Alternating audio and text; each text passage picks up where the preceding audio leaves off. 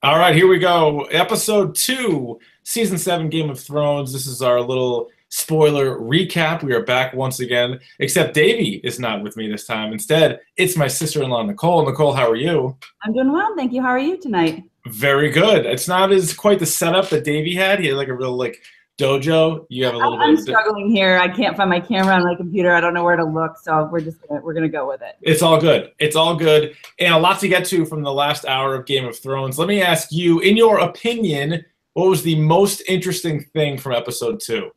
So for me, it was something sort of like schematic in theme. Is the when Arya Stark made that comment to Nymeria the Wolf, and she says, "It's not you." That's a take on something that happened in the first season, where she's sitting with Ned Stark and she says to him, he tells her, "Oh, you're going to grow up and be a lady of the court." And she tells him, "That's not me." And then very similarly, in conjunction with that is when Jon Snow strangles or chokes Littlefinger. Yes. Because Ned Stark also did that in season 1. And I feel like there's something going on with that.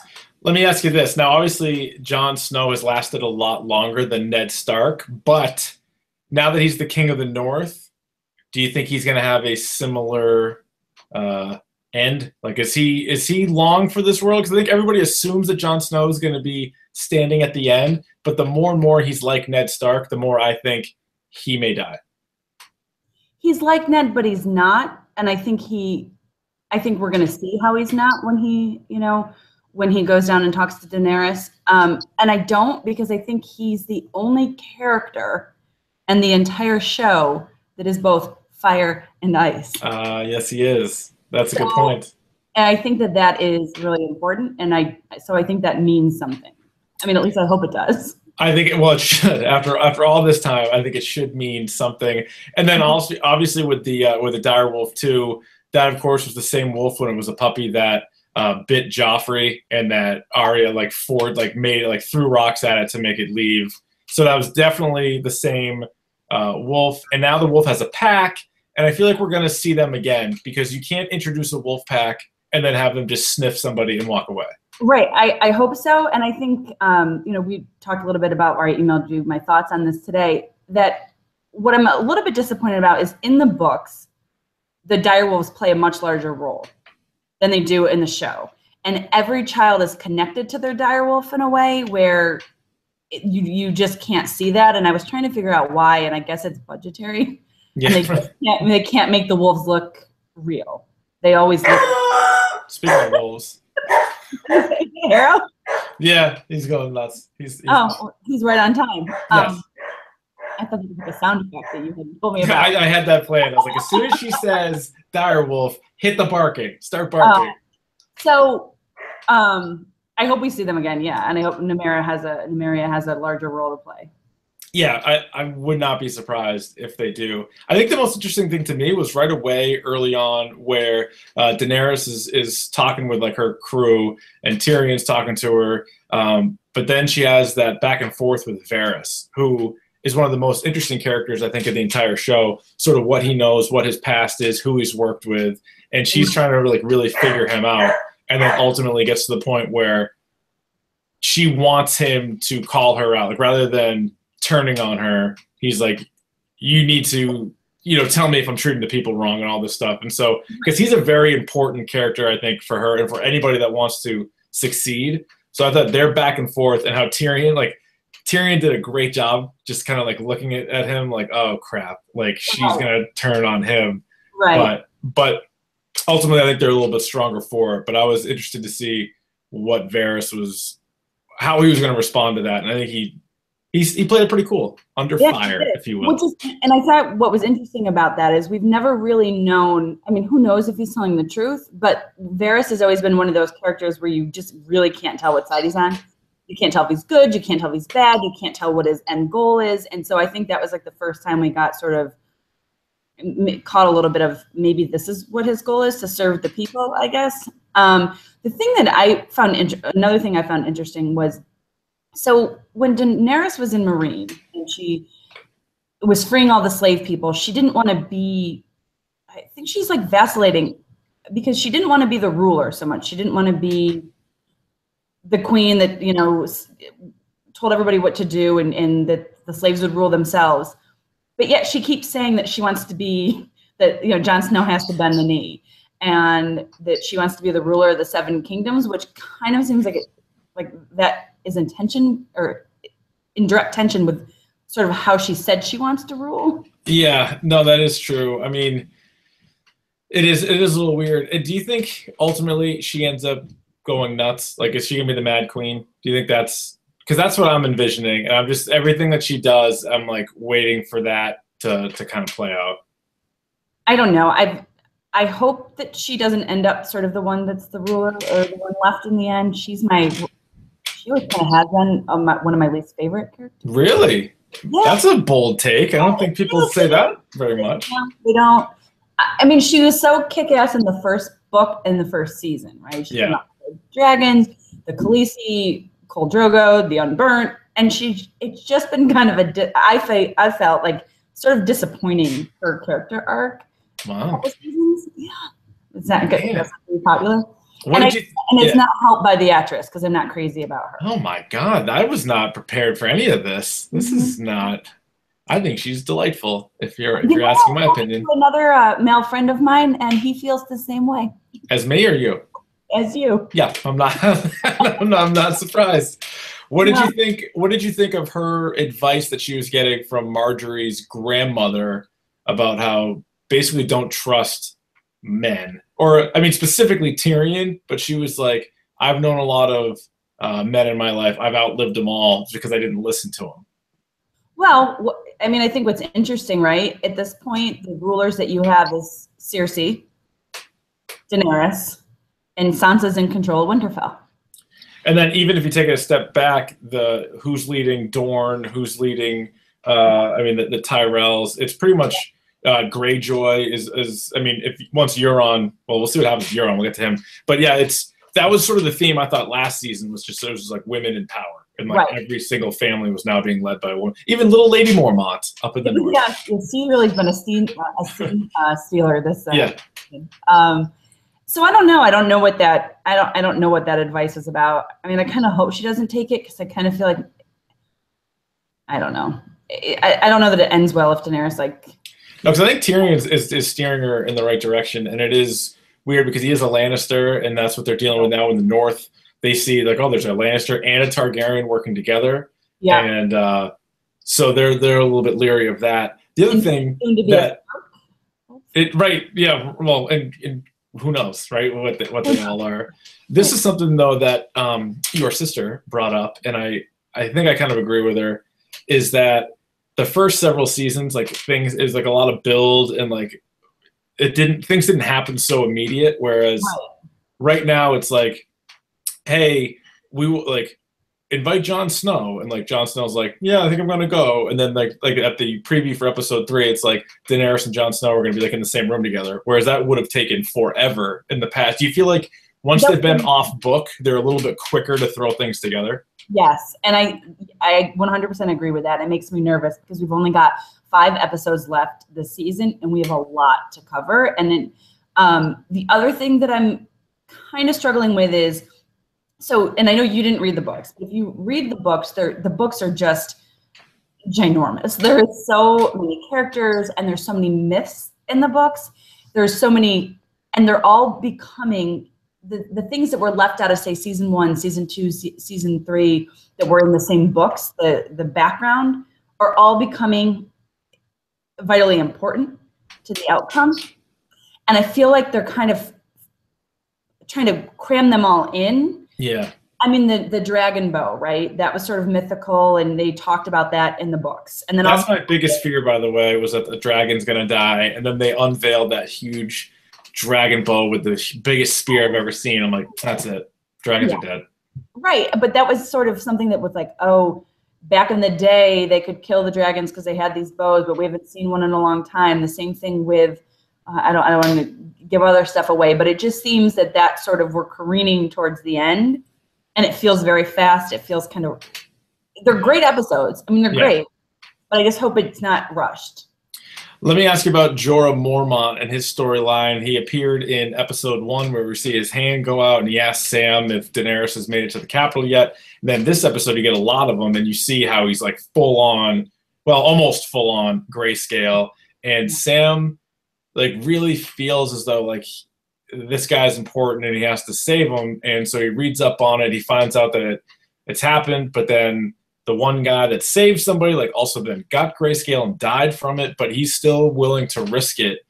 And he goes in there, and one of the more graphic scenes, certainly one of the more graphic this season, only been 2 episodes, he's just peeling this thing off, and it's disgust, and he's like screaming. He's like telling him to shut up, and it's like, well, dude, what do you want me to do? You're ripping off all my skin. But that scene was intense.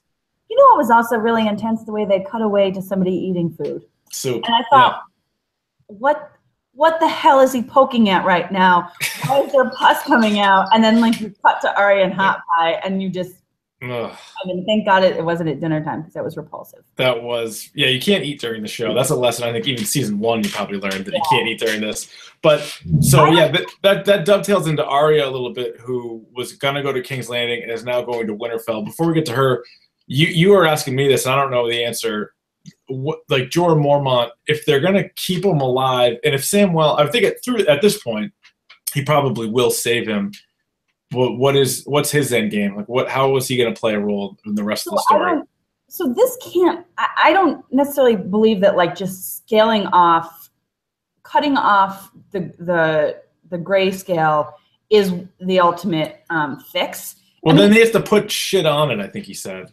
Right, like, I got to peel this off, and then I got to put all this other crap on you.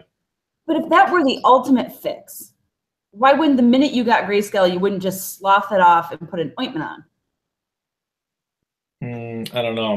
Well, because they don't have access to those books.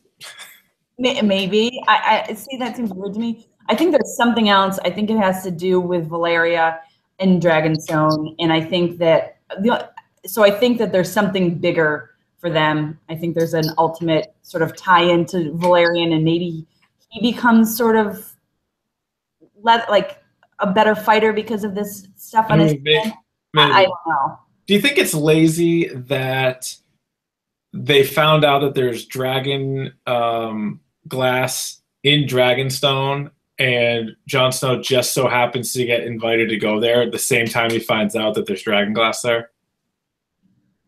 I feel like it's rushed. That seems lazy, is what it is. It's like what a coincidence in this huge world that all of a sudden the new potential queen is in the same place that we need to. So like, yeah, we'll help them fight their battle, then they're gonna have to help us fight our battle. I'm like, I guess. The other thing is, did it really take a genius to figure out that if there was dragon glass somewhere, it would be on Dragonstone? Dragonstone should have it. I would think they would have most of it. About it, just a little bit. So, I think but I guess, so I'd be interested to see about Jorah. What I hope doesn't happen is that Samwell doesn't take off with Jorah now. Because in the book, he's at the Citadel for a while. Yeah, no, he needs to be there a little bit longer. He cannot have learned everything that he would need to have learned from the 2 weeks that he's been there. No, I don't think so. And he has more to learn for sure. I wonder if Mormont will come across Lady Mormont, who I think is that his niece, or is that something? It's something, because his father was it his father who was the Mormont that was at the Castle Black? Yes. Yeah.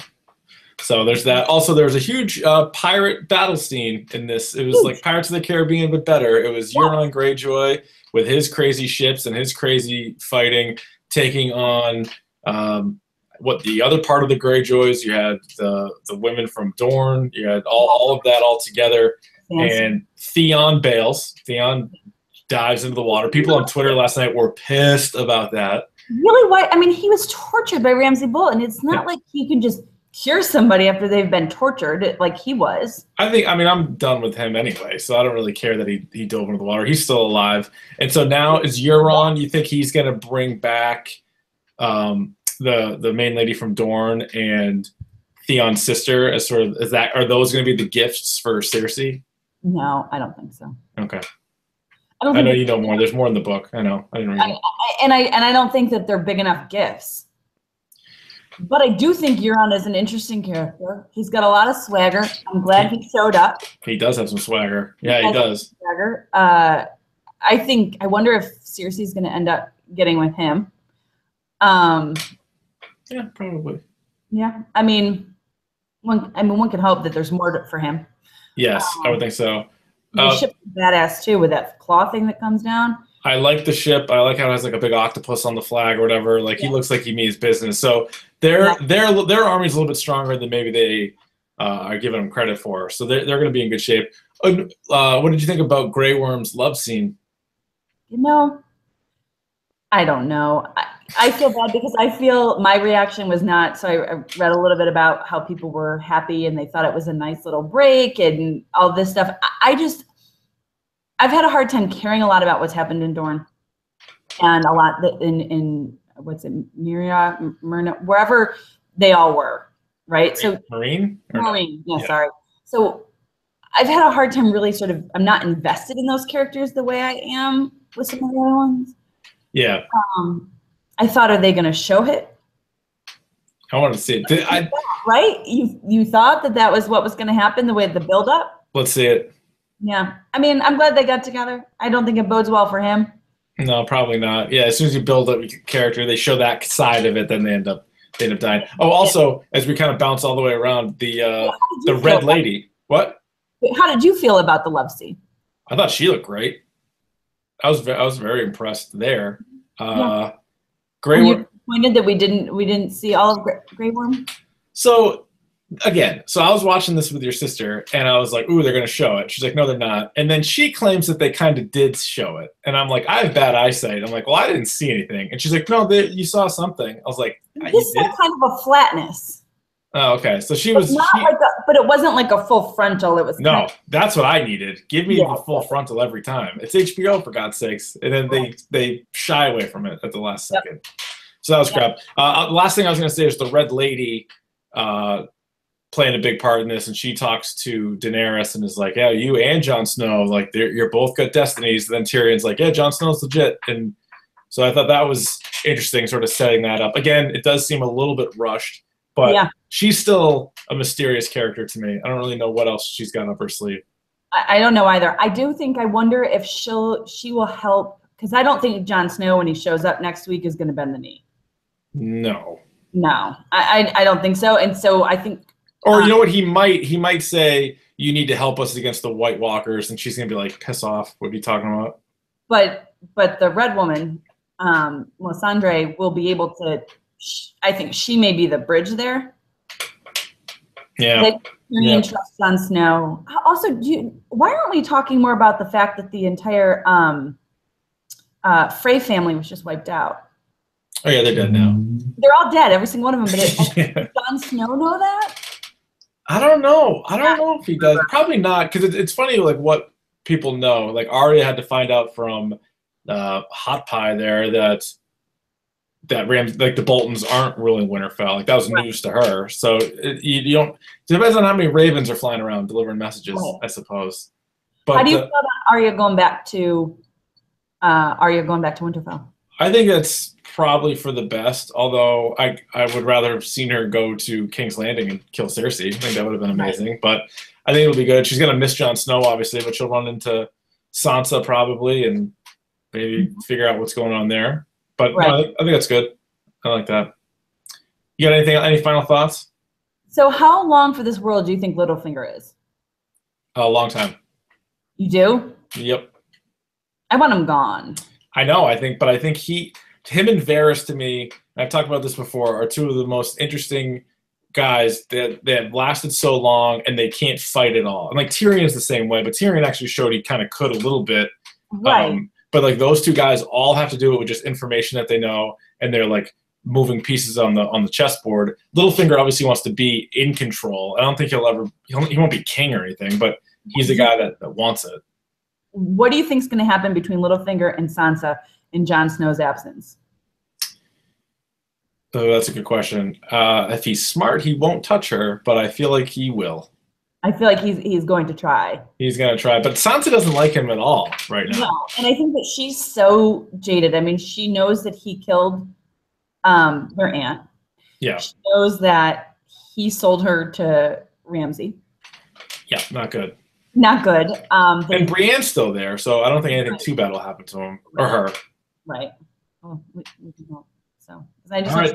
So there you go. That was Stormborn. You can leave a comment. You can let us know what you think of the episode. Next week's episode is the Queen's Justice.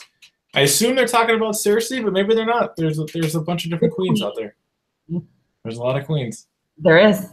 All right, Nicole. Thanks so much. Thanks for having me. All right.